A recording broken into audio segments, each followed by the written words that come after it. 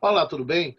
Mais um seminário empresa online do programa Prodir UFES. Hoje com a live com a colega Juliana Campos de Carvalho Cruz. Ela é mestrando pelo programa e também advogada militante em direito tributário, uma excelente aluna, dedicada e com profundidade no seu conhecimento. É isso que ela vai passar hoje, com o tema Responsabilidade Tributária da Empresa e Constituição Federal de 1988. Então, com você, Juliana Cruz, obrigado pela sua presença que está nos acompanhando. Obrigada, Juliana, por ter vindo e colocado seu conhecimento à disposição. Valeu. Obrigada, professor, pelo convite. É uma honra muito grande estar aqui falando para o senhor no seu canal a respeito do tema, né, que foi um trabalho de conclusão na matéria direito, o direito empresarial na Constituição, e que eu resolvi falar da responsabilidade tributária das empresas, né, principalmente as garantias que as empresas têm, assim, em razão da força normativa da Constituição Federal, para que possa limitar o poder de tributação.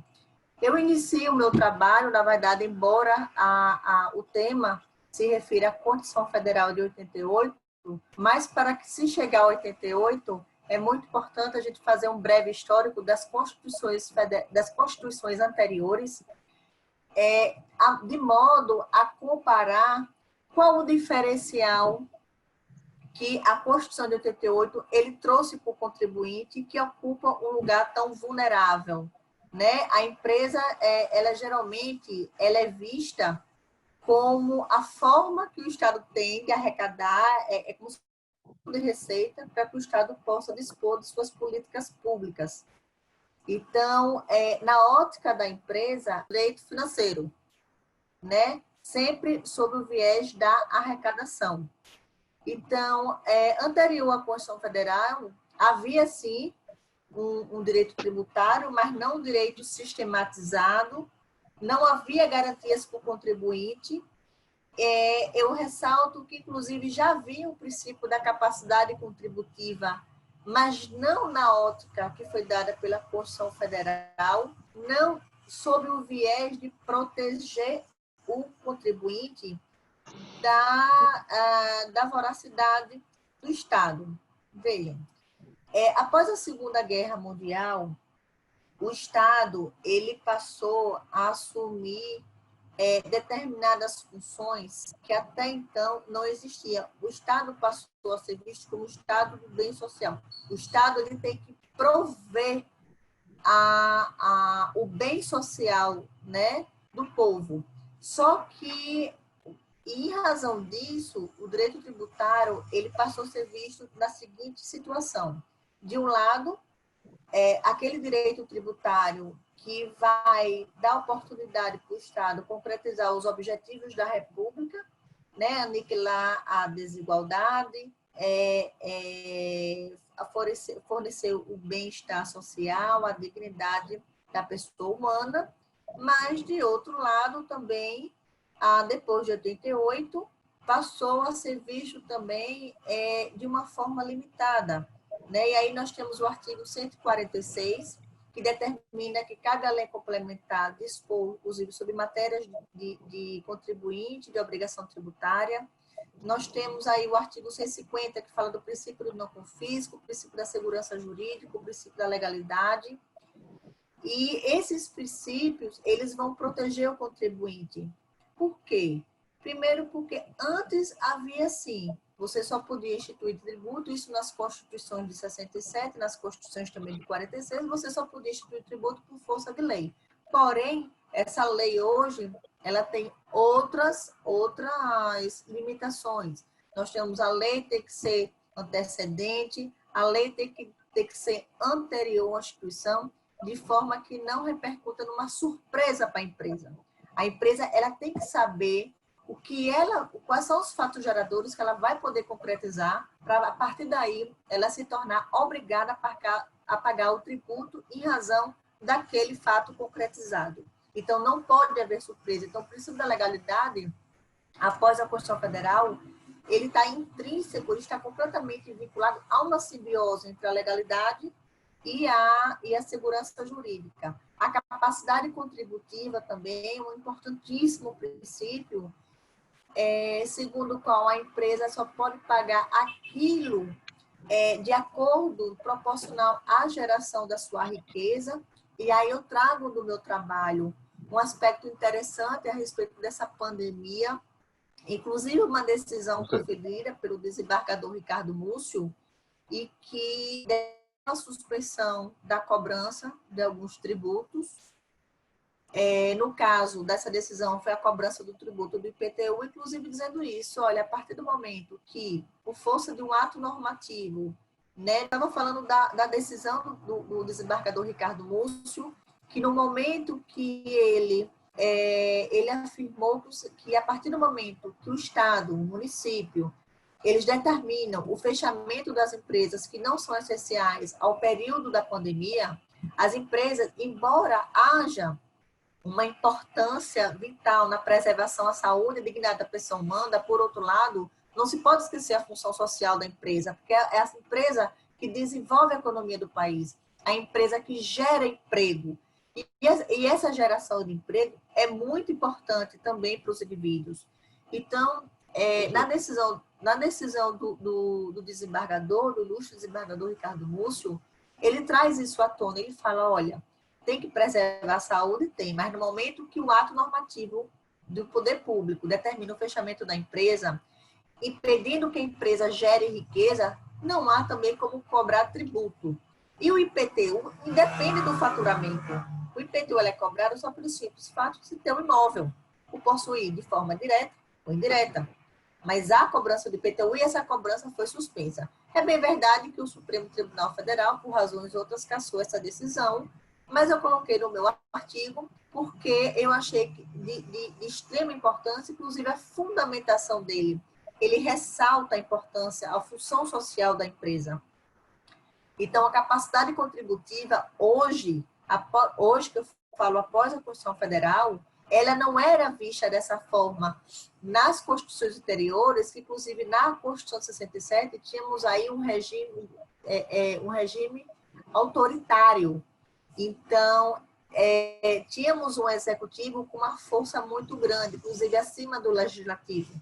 Então, não se tinha tantas garantias para o contribuinte. O princípio do não confisco, a tributação, que hoje é muito ressaltada na Constituição Federal, ele não existia nas constituições anteriores. Então, a tributação, ela não pode ir além da capacidade da empresa, sob pena, inclusive, de enriquecimento ilícito do Estado. Há uma proteção ao direito de propriedade, há uma proteção à livre iniciativa. Deve-se tributar um fato gerador, com certeza, mas essa tributação, ela tem que considerar o fato gerador que foi realizado e ela tem que ser dentro de ocorrer dentro de um razoável, dentro de uma proporção. Eu chamo a atenção nesse princípio que o professor Roque Carrasa, ele reconhece, inclusive, a inadmissibilidade da cobrança de tributos sobre as correções monetárias por não revelar aumento de riqueza, mas simples recomposição do valor de troca da moeda. Isso é um tema, inclusive, que já foi extremamente discutido, porque quando, na verdade, há essa correção, você sai de um valor de face com um valor, muitas vezes, maior. Mas essa majoração não decorre de uma incidência, a incidência da hipótese, não decorre de uma concretização, de uma materialização da obrigação tributária, mas sim de uma recomposição monetária, que não tem nada a ver com a regra matriz de incidência tributária. Então, ele reconhece que não pode haver tributo sobre as correções monetárias. Uma outra situação que eu coloco aqui no meu trabalho é que toda tributação, ela é delineada, ela é fixada no texto constitucional. Então, se o princípio do não confisco, ele veda o Estado a tributar além do que deveria, ultrapassando o razoável, o proporcional, dentro daquela análise, daquele fato gerador, Isso porque também o princípio do novo fisco ele está ligado ao direito de propriedade de iniciativa privada, da capacidade contributiva. Todos esses princípios, eles estão interligados. Nessa conformidade eventual, nenhuma cobrança deve ser ajustada de forma desproporcional à empresa. E aqui temos o que foi definido muito pela Constituição Federal, a justiça tributária. Então, se nós temos o direito tributário sob o viés de concretizar os direitos fundamentais, né, os objetivos da República, instituídos lá no artigo 3º da Carta Republicana, nós temos, por outro lado, uma garantia que o contribuinte ele vai ser tributário na medida do razoável, na medida que gera riqueza. E isso não pode ser desprezado, sob pena de esse tributo ser julgado ou ser declarado inconstitucional pela guardiã da Constituição Federal, que é a Suprema Corte. E aí, professor, eu concluo esse trabalho ressaltando essas limitações ao poder de tributar, ressaltando a importância da Constituição Federal para as empresas, né, para garantir. Veja que nós temos o Estado sob 3 visões. Nós temos o Estado credor, nós temos o mesmo Estado instituidor de normas, e nós temos o Estado revestido do Poder Judiciário, analisando a lide relacionada à relação tributária. Então, nós temos do lado um ente muito forte em face do contribuinte, e aqui eu ressalto a empresa, de forma vulnerável frente a todo esse poderio. Então, é muito importante que se observe esses princípios para que se evite uma tributação arbitrária. Ok. Ok, Juliana, obrigado por suas palavras. Você, como sempre, demonstrando segurança e comprometimento no que faz, no que estuda. Antes de concluir, assim, eu gostaria de fazer uma pergunta àquele que está nos assistindo. Se ele é empresário, aí eu gostaria que você esclarecesse assim, de uma forma mais leve, de melhor acessibilidade, né? O empresário, qual a responsabilidade tributária? Ele tem que se preocupar com o quê, efetivamente? Porque a gente sabe que durante essa crise, de forma geral, o empresário está louco de tanta pressão e sem vender o seu produto, bens ou serviços.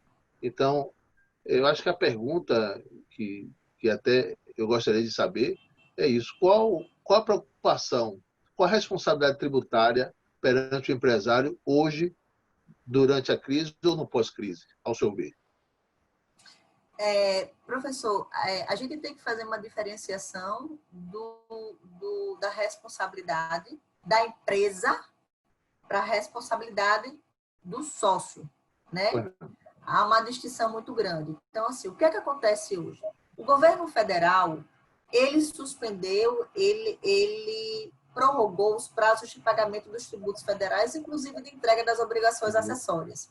Então, eu acho que no que toca ao governo federal, não há problema para as empresas. E aí, eu tenho sido muito questionada, e depois? Bom, e depois a gente tem que analisar a situação, porque é bem verdade que a economia ela não vai voltar com tamanha rapidez, né? Porque a crise é muito grande.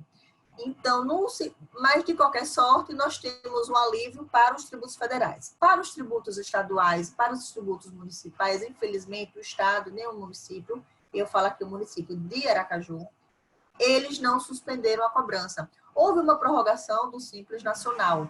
E isso tem causado uma dor de cabeça enorme para todo mundo, porque as execuções estão caminhando, né? Como o senhor bem sabe. E, na verdade, isso a penhora, a expropriação, a restrições patrimoniais. E o que tem que se fazer agora, na verdade, é tentar judicialmente, né, ingressar com a defesa, ver as correções do Estado, o que é que anda se fazendo, ver se há cumprimento, se a atualização foi aplicada de forma correta, se a multa foi aplicada de forma correta, porque nesse momento o Estado nem o município ofereceram qualquer prorrogação. Há uma reunião, e aí eu falo por mim, né, eu faço parte de um grupo de advogados em São Paulo, que está havendo um estudo para passar para os estados, porque, veja, se o estado não prorroga, o estado está assumindo uma despesa que não deveria, porque a empresa, a primeira coisa que vai fazer, na verdade, você tem até como brigar muito com o estado, mas não tem como brigar com o fornecedor. Se você brigar com o fornecedor, você fecha, você não tem o que vender, né? A relação trabalhista está um pouco equilibrada. Mesmo assim, o Estado e o município têm que fazer determinadas atitudes para que evite o desemprego. Porque quanto maior o desemprego, mais sobrecarrega o serviço público. Mas, infelizmente, nesse momento, o que as empresas podem fazer, em uma última alternativa, mesmo que as execuções não entrem na seara, no processo de recuperação fiscal, algumas empresas, eu até indico que vá por esse caminho, porque pelo menos há, no primeiro instante, no primeiro momento, um alívio meio que forçado, né? Embora a legislação determine que as execuções fiscais estejam fora do processo de recuperação, os magistrados aqui do primeiro grau, e eu falo isso por experiência própria, têm admitido que, no momento, pelo menos durante os 6 meses, as execuções meio que dão uma paralisada. Mas o que eu posso indicar é ter controle, né? É ter paciência, é tentar ir renegociando com o Estado como der, né? É tentar ir parcelando os débitos do IPTU como der. Então, eu quero enaltecer o trabalho, né? O curso, né? Que é realizado pelo Prodi. Suas aulas sempre foram muito gratificantes, me engrandeceu muito, me ajudou muito no meu estudo, na minha área, né? Na minha advocacia. Parabenizar os professores e parabenizar toda a coordenação do Prodi pelo excelente curso, pelo excelente mestrado que organizam, né, perante a Universidade Federal de Sergipe. E muito obrigada pelo Para convite. sua exposição. Valeu, valeu. Eu queria agradecer a presença de Juliana, a presença sua, que está nos ouvindo, parabenizar a exposição de Juliana, que colocou aqui com perfeição as suas ideias, e agradecer a você e nos colocar à disposição para dúvidas e perguntas, e que você venha também nas próximas lives conhecer o trabalho feito aqui no Prodi.